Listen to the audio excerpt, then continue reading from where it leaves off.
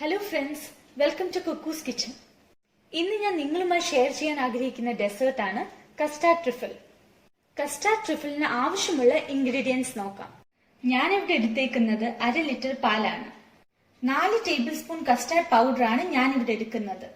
ഞാനിവിടെ 6 table spoon പഞ്ചസാരയാണ് എടുത്തേക്കുന്നത്. അവരവരുടെ മധുരത്തിനനുസരിച്ച് പഞ്ചസാരയുടെ അളവ് കൂട്ടിയും കുറച്ചും കൊടുക്കാം. 1/2 table spoon cornflour, vanilla essence 2 to 3 drops. ഇനി കസ്റ്റാർഡ് പ്രിപ്പയർ ചെയ്യാം.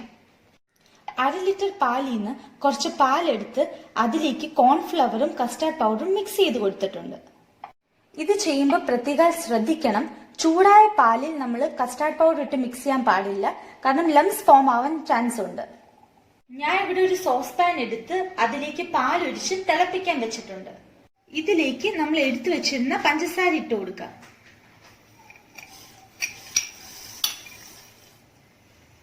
പാല് തിളച്ചിട്ടുണ്ട്. ഇതിലേക്ക് കസ്റ്റാർഡ് മിക്സ്ചറിനെ ഒഴിച്ചു കൊടുക്കാം.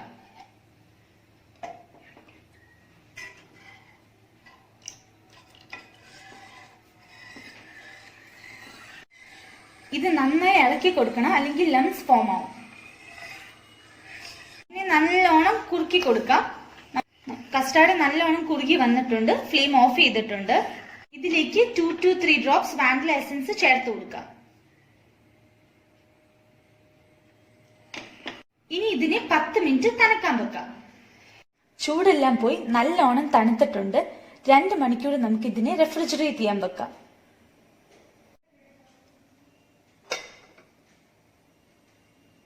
രണ്ട് മണിക്കൂർ കഴിഞ്ഞിട്ടുണ്ട്. ഇതിലേക്ക് 2 ടേബിൾ സ്പൂൺ കണ്ടൻസ്ഡ് മിൽക്ക് ചേർത്ത് ജാറിലിട്ട് ബ്ലെൻഡ് ചെയ്തെടുക്കാം. നന്നായിട്ട് ബ്ലെൻഡ് ചെയ്തെടുത്തിട്ടുണ്ട്. ഞാൻ ഇതിനെ സെർവിംഗ് ഗ്ലാസസിലോട്ട് ട്രാൻസ്ഫർ ചെയ്യാൻ പോകുകയാണ്. നല്ല ടേസ്റ്റി ആയിട്ടുള്ള കസ്റ്റാർഡ് ട്രിഫിൾ റെഡി ആയിട്ടുണ്ട്. കസ്റ്റാർഡ് ട്രിഫിളിന്റെ ഫസ്റ്റ് ലെയർ ഓറിയോ ബിസ്ക്കറ്റ് പൊടിച്ചാണ് ഇട്ടിരിക്കുന്നത്. സെക്കൻഡ് ലെയർ നമ്മൾ തയ്യാറാക്കി വെച്ച കസ്റ്റാർഡ് വെച്ചാണ് ഫില്ല് ചെയ്തിരിക്കുന്നത്. തേർഡ് ലെയർ വാനില ഐസ്ക്രീം വെച്ചാണ് ഫിൽ ചെയ്തിരിക്കുന്നത്. ടോപ്പ് ലെയർ ഗാർണിഷ് ചെയ്തിരിക്കുന്നത് ഫ്രൂട്ട്സും നട്ട്സും വെച്ചിട്ടാണ്. ഞാൻ ഇവിടെ എടുത്തിരിക്കുന്ന ഫ്രൂട്ട്സ് ആണ് apple, banana, grapes, pomegranate. Nuts ഞാൻ ഇവിടെ എടുത്തിരിക്കുന്നത് കാഷ്യൂ നട്ട്സും ബ്ലാക്ക് റീസൻസും ആൽമണ്ട്സും ആണ്. ഈ ഡെസേർട്ട് എല്ലാവരും ട്രൈ ചെയ്ത് നോക്കണം. ഗസ്റ്റ് ഒക്കെ വീട്ടിലേക്ക് വരുമ്പോൾ കൊടുക്കാൻ പറ്റുന്ന നല്ലൊരു ഡെസേർട്ടാണ് ഇത്. ട്രൈ ചെയ്തിട്ട് ഫീഡ്ബാക്ക് കമന്റ് വഴി അറിയിക്കണം. ഈ ഡെസേർട്ട് നിങ്ങൾക്ക് ഇഷ്ടപ്പെട്ടെങ്കിൽ ലൈക്കും ഷെയറും ചെയ്യണം.